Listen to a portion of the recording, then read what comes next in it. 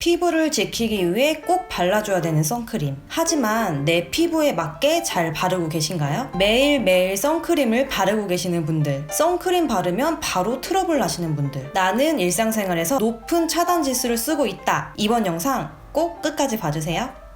여러분 안녕하세요, 라울입니다. 저는 중학생 때부터 하루도 빠짐없이 선크림을 바르던 사람이었어요. 피부 노화는 물론 각종 트러블을 방지하기 위한 필수템이라고 알고 있었거든요. 하지만 자외선 차단제를 일상 속에서 매일매일 바를 필요는 없었다는 사실 알고 계셨나요? 선크림은 자외선 차단을 목적으로 바르는 거잖아요. 그래서 집 안에만 있는 날, 비가 많이 오는 날, 엄청 흐린 날은 안 발라도 됩니다. 맑은 날이라 해도 집 밖에 잠깐 나갔다 올 때는 굳이 바를 필요가 없어요. 강한 자외선에 거의 노출되지 않기도 하고 노출 시간도 매우 짧기 때문이에요. 따라서 그날의 날씨, 햇볕의 세기, 노출 시간들을 고려해서 선크림을 바를지 말지 선택하실 수가 있어요. 특히 선크림은 건성 피부분들은 괜찮을지 몰라도 저 같은 지성 피부나 여드름 피부에는 문제가 될 수 있어요. 자외선 차단 효과를 누리기 위한 양을 바르다 보면 선크림을 바르는 양이 꽤 많은데 이것이 피지, 각질과 결합해서 모공을 막을 위험이 높아지거든요. 그렇기 때문에 불필요한 날에는 선크림을 생략하는 것만으로도 피부가 겪는 스트레스를 많이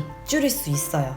자외선 차단 지수는 높을수록 차단이 잘 되고 효과도 오래 가니까 더 좋은 거 아니야? 이런 생각을 하시는 분들을 위해 일상에서 낮은 지수의 선크림을 써야 하는 이유 4가지를 알려드릴게요. 첫 번째, 자외선 차단제의 지속 시간은 자외선 지수가 높을수록 그리고 노출 시간이 길수록 빨리 떨어져요. 예를 들어서 자외선 지수가 보통 단계인 날 SPF 20짜리를 바르고 실내에 있는 시간이 많다면 자외선의 차단 효과는 일반적으로 알려진 5시간 정도가 아닌 9시간에서 10시간까지 지속될 수 있어요. 두 번째, 자외선 강도가 가장 높은 7, 8월 달에도 우리 웬만하면 땡볕 아래 돌아다니지 않잖아요. 다들 에어컨 팡팡 나오는 실내에 들어가 있지. 뭐 사정이 있어서 바깥을 돌아다닌다고 해도 땀 때문에 지워져요. 어차피 2-3시간마다 덧발라줘야 되기 때문에 SPF 30 정도로도 충분해요. 세 번째, SPF 50짜리보다 SPF 20짜리가 발림성이 좋고 밀림, 백탁, 눈시림 등의 증상이 덜해요. 네 번째, SPF 지수가 높을수록 세안할 때 잘 지워지지가 않아요. 말끔히 지우기 위해서 과한 세안을 하면 피부에 자극이 될 수 있고 대충 지워서 잔여물이 남으면 기초 제품의 흡수력이 떨어지는 문제가 생겨요. 소중한 피부를 지키는 자외선 차단제, 결국 자신의 생활 패턴에 맞춰서 스스로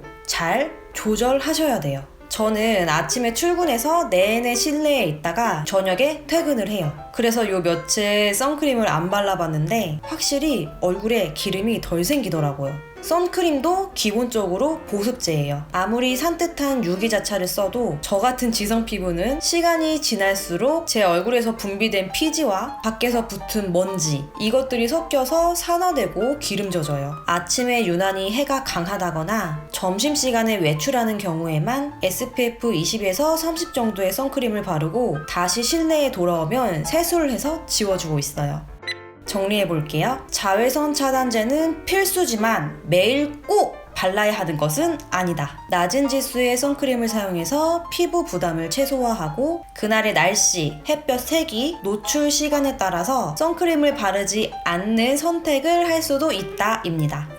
생각보다 시중에 SPF 20에서 30 정도 되는 선크림이 없더라고요. 거의 50 정도의 지수가 되는 것들만 있더라고요. 제가 원하는 낮은 지수의 선크림들을 이것저것 사용해보고 있는 중이니까 충분히 써보고 나중에 추천 영상 가지고 올게요. 그럼 여러분, 오늘도 자신을 위해서 사세요. 그럼 우린 다음 영상에서 만나요. 안녕.